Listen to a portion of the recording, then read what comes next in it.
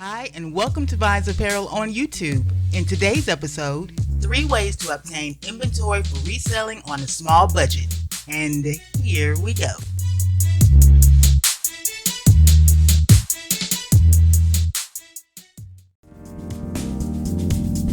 How to find quality inventory for reselling.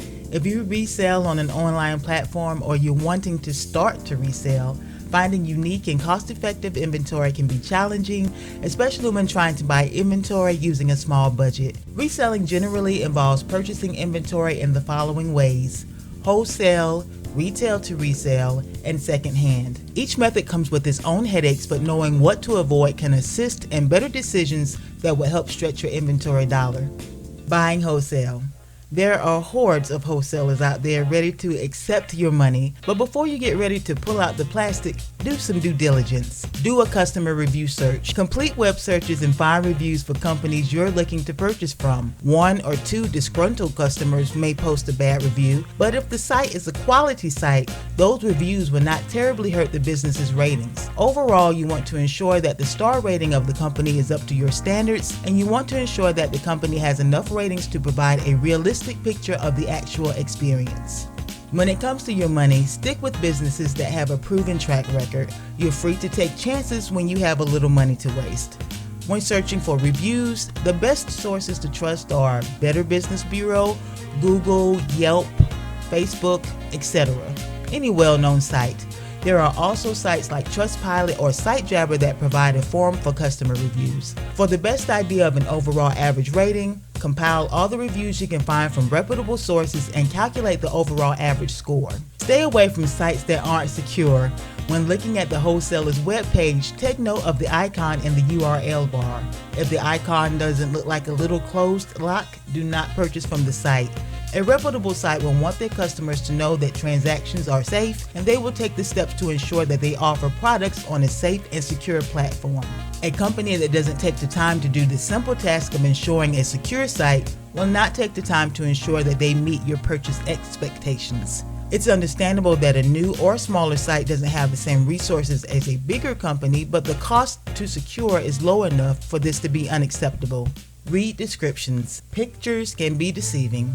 We're familiar with Instagram, right? For this reason, never eyeball the fabric in the picture. Always read the descriptions to find out the measurements and the actual fabric. Even after taking steps of reading the description, you may find that some garments received aren't exactly what you expected, but you at least provide yourself with some level of protection against being completely surprised. You'll have a more realistic frame of reference, and you won't find yourself looking for something that feels like cotton if you've already read that the fabric is polyester. A reputable site will offer size charts and product descriptions. You may not be able to obtain the exact fabric percentage, but you'll at least know what the fabric is. Ask for samples. Many wholesalers offer samples. Some charge a fee and some send samples for free. If you want to ensure that the company meets your quality standards, get samples to verify the quality of the company's inventory. Search local. Search your local listings to see if there are wholesalers in your area. You may be surprised to find that there are businesses in your area that sell the same type of inventory you're looking for. Along with having a better opportunity of seeing where the factory is, this lends an opportunity for you to save money in the long run by cultivating a relationship with the manufacturer. Businesses are willing to be a little more flexible with local buyers. What is their specialty? There are wholesalers that sell handbags, but the bulk of their inventory is shoes. Or maybe the company sells shoes, but the bulk of their inventory is clothing. If you're selling apparel, purchase from a clothing wholesaler, and if you're wanting to sell shoes, buy from a shoe wholesaler. When a wholesaler has a limited selection of an item, that item is considered to be a little more rare and in turn will be more expensive on that site. Stick to sites that specialize in the items you want to sell. The items will have a lower purchase price and you will have more selection.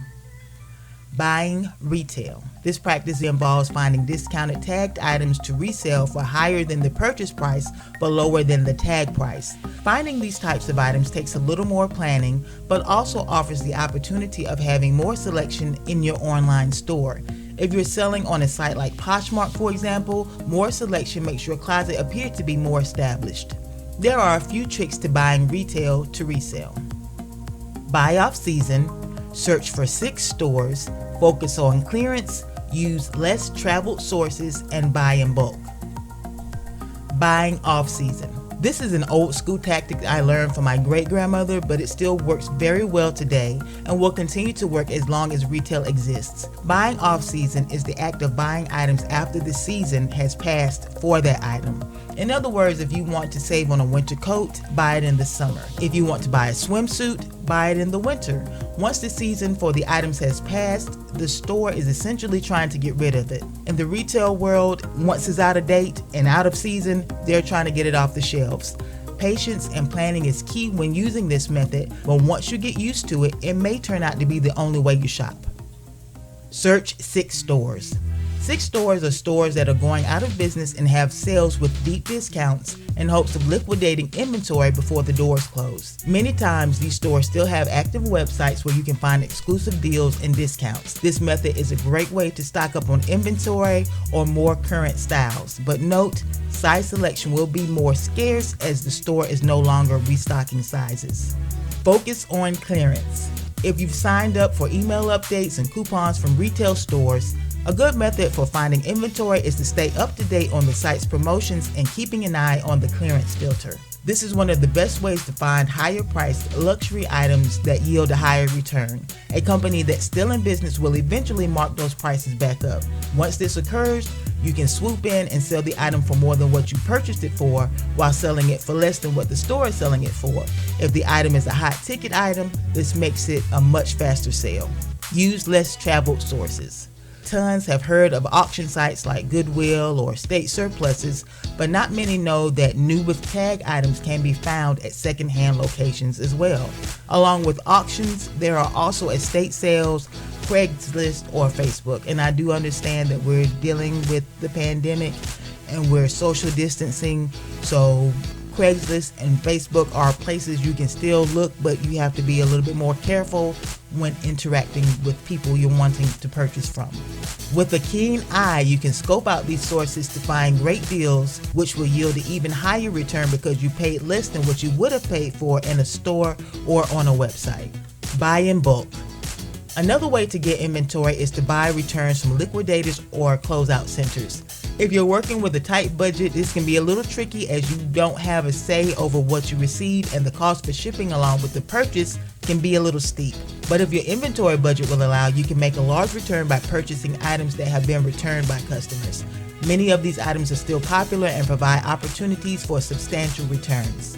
The downside to this method is getting an item that was already worn or is damaged, but on the upside, the return for the intact items is usually much greater than the loss. Buying secondhand. Last but not least, buying secondhand.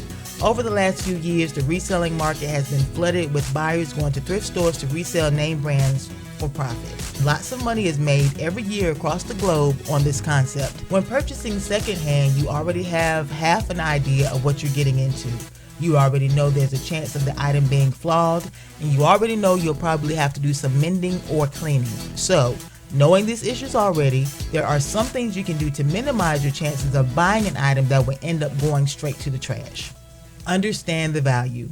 You'll want to understand the value of an item before you purchase. There's nothing worse than to find a name brand item that you think is going to be a big seller, only to find out nobody wants it. Make sure you keep up with today's styles. Stay in touch with what's current. Stay in touch with what's current, popular, and trending. Read descriptions. When ordering secondhand online, be sure to read descriptions. There isn't a return policy when buying from secondhand locations. Auction sites will usually give a general description of items including any flaws, but they are not responsible for a missing flawed description. Be mindful of the risk and collect as much information as you can about the item before purchasing. Unfortunately, there's more of a chance of getting junk in this method, but you can find really good deals like the new pair of Jordans I got for $20. In conclusion, hopefully this video has been helpful in showing tips and alternative ways to buy inventory. With some planning and awareness of the current market, any budget can be stretched to get more inventory for your buck.